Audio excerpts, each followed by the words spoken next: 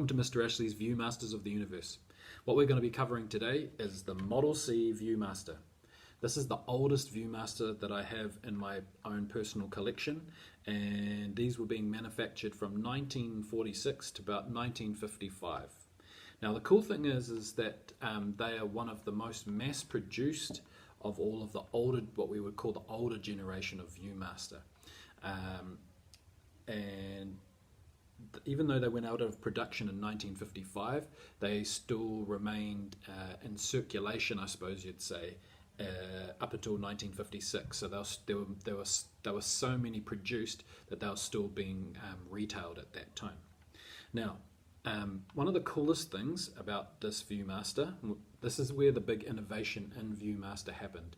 Up until that point, the Model A, or what's known as the Model A, and the Model B were both an open and close kind of mechanism. So you opened it out and there was a hinge at the base, and you inserted your reel and then you close it back up, and that's how you view it. Now this is where they basically engineered the insertion slot, and what I just took out here is the card that would have originally come with this. Now this would have come with this all the way up to about probably Model E, I would say. And it says remove before using, and you take it out, and it has a series of instructions on it, as well as a little bit of advertising on the back, and that's kind of just to keep the internal mechanism safe. But what I'm talking about in terms of the mechanism is this is where it had the original insertion with the advance lever on the side. Now Model Bs and As both had that advance lever, but this is the first one where you inserted the reel directly into the center of your Viewmaster, and then you've got your little Viewmaster window there. Now, the Model A, I think all the way through to E even, were produced using Bakelite plastic, which is one of the first mass-produced, engineered, scientifically created plastics. This was the first mass-produced kind of a plastic, and it was used for everything from things like handles all the way through to things like sewing machine parts and all kinds of stuff like that. And Viewmaster was no different. It's a really durable kind of a plastic. Obviously this Viewmaster is quite old, you know, getting up there about, I don't know, 80 years old or something like that. But it is still in really, really good nick. It's probably, I would say this is probably more like 60 to 70 years old. But even so, there is very, very little wear on it. It's a very, very durable plastic. Now, Model C, there are a lot of different variants on Model C. And what I mean by that is, although it kept the same basic square shape, and all the Viewmasters after this had a very, if you've ever owned a Viewmaster, because that's probably why you're here, they have had that similar kind of boxy, squarish shape. Model A and Model B were very round and circular, and I think that loans itself to the reel. But whereas this, because of the insertion technique required, they kind of changed the shape of it a little bit to help with the mechanics of it, I suppose you'd say.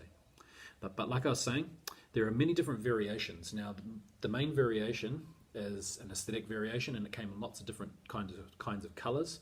It came in black, dark brown, light brown, black, brown, speckled, kind of like I suppose you'd call it a tortoise shell, maybe, or a two-tone brown. There was also slightly different variations in terms of where all the information about the manufacturing was printed. A lot of them have it in the center bottom here. And some of them had like a kind of like a box that outlined it with a border. Also the advanced lever, the little lever here, was very different as well. So you could get some that were brass, which would have been really beautiful actually when you think about it. My one's one of the aluminum ones, and you could also get some that were chrome. Some of the other variations, and it's just really little aesthetic things. You can see here there's like a little series of steps going toward the eyepiece, and some of them varied from having 6 steps to 7 steps, and also there was a variation in the rivet. And I suppose a lot of that has to do with the year in which they were manufactured. So they started off really basic, and as they perfected it, they got better and better and better, and so they put, I wouldn't say more effort, but they a little bit more variance in how it was manufactured to make a better quality product. Because at the time, this was being sold as the Deluxe Viewmaster.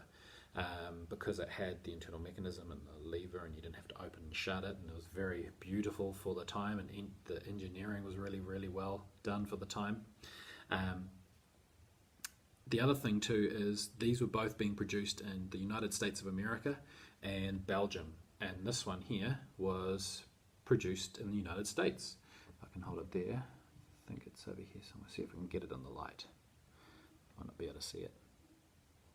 There we go. Made in the United States of America. I have seen Belgian ones, and they look identical. I think it's just slightly different in terms of the materials that they had on hand as to how they produced them. But the ones in Belgium, it's all under license. It's all owned by Viewmaster. It's just a different manufacturing factory. So yeah, this is the first Viewmaster I ever got. Ironically, I'm a child of the 80s, and I never had one of the 80s ones. It wasn't until I became an adult that I got my hands on one, and this was my first one, and it's very, very much loved. It is a little bit squeaky, but it's still crystal clear and beautiful on the inside. I have some of the more modern orange ones now and things like that, and you'll see the collection as we go through the series, but my heart kind of belongs to this one because it's almost like looking through a pair of binoculars into the past. So yeah, I really, really love it. So what we're going to be looking at in the next episode is we're going to be looking at the Model E Viewmaster. So stick around. Thanks for joining me. If you have anything that you'd like to see, leave a comment in the comments line below. And until next time, I'll see you later on Mr. Ashley and the Viewmasters of the Universe.